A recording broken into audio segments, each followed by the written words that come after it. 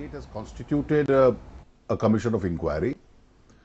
The commission of inquiry will summon whoever is in know of information, and you will get the information, and the commission will have an opportunity to decide whether it is snooping or it is security. But is the silence not deafening, especially coming from a man who speaks very readily on Certainly almost every not. other issue? I have already said this on record, and I am repeating it for your benefit.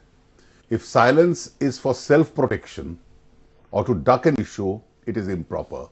If silence is intended to save the dignity of a lady, then there is a good reason why you must maintain it and speak only on a forum and in the manner in which propriety demands it. Why is it that the lady herself hasn't been allowed to come forward and speak? Everything that we're seeing comes from the family of the BJP through the BJP's own media set. Therefore, in such cases, protecting the identity and dignity of the lady is important. And it's equally important for media to realize this. Therefore, the lady can't be before the paparazzi.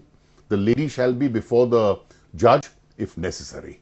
That's how things should be, and that's how things will be. Let's look at the propriety of ordering surveillance on a woman without necessarily Your going question through the is based on a process wrong premise. of getting the Home Secretary to order the Your surveillance. question is now based on a double wrong premise. What is the wrong premise? You are first presuming that there is a snooping on the lady. You are then presuming that her telephones are bugged. So both your premises, in case they are incorrect, then perhaps the basis of what your questions are is not fair.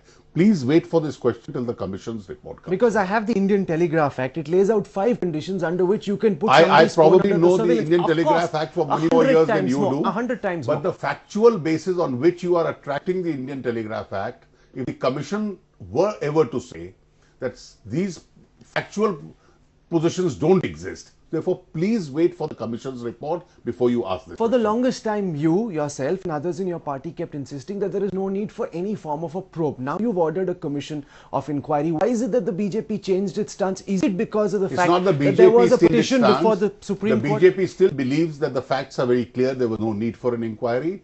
The state government said, since unnecessary issues are being raised, we'll place all the facts before a commission. A lady judge has been appointed to head a commission. She'll go into all the facts. We don't inquire into you are troubled. We inquire into somebody else's trouble. Therefore, let it be inquired by a due process.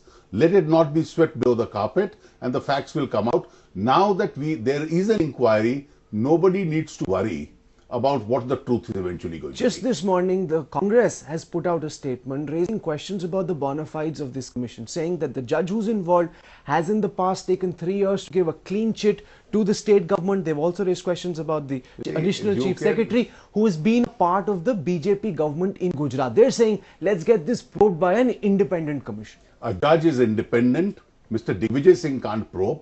A retired judge has to probe. There is a dignity of a retired judge. And in a fact of this kind, it's only appropriate that a lady judge should be appointed. There is a senior lady judge who's retired from the High Court in Gujarat who's available. There is a process. So let's have faith in some institutions.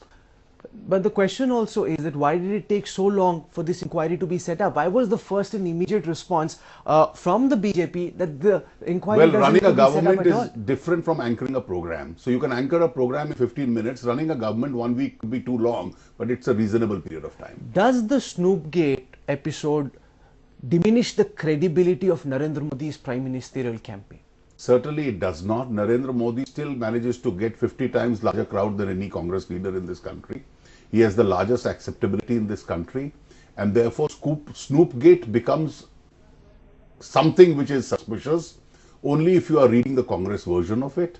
If you wait for the Commission's report and all the facts to come out, perhaps you will realize that a mountain is being made of what is not even a molehill. The Congress says this is a time-buying tactic. You've asked for 3 months. By then, the elections will be round the corner. This issue will fade from public memory. Why is it a time-buying tactic? There has to be a particular probe in a certain manner. It's a statutory commission. So a commission will take as much time as the law requires it to take and the facts to come out. So the truth will eventually come out. The Narendra Modi prime ministerial bandwagon, the campaign was picking a certain momentum. Now there are people who wonder that if they were to go out and cast a vote for Narendra Modi, will it invite a Gestapo state? Why don't you wait for the 8th of December when the results will be out? Maybe your question becomes infructuous by that time. But an illegality doesn't change on the basis of a verdict. You said this yourself in the past. Now let's deal with it on 2 different plans. Yes. One is propriety, one is illegality. So as far as propriety is concerned, whether it was proper or not proper, to protect a woman and to protect her dignity, to protect her security is certainly propriety. And that is going to be the case of the Gujarat government before the commission. Please don't rush to a judgment. Wait for the judgment. You involve the state IB, CID, the anti-terrorism squad to keep eyes on a girl. What is this about, Mr. Jaitley? Well, the anti-terrorism squad, I have already said this, doesn't sit idle when the terrorists are not coming. It has normal police functions also to perform.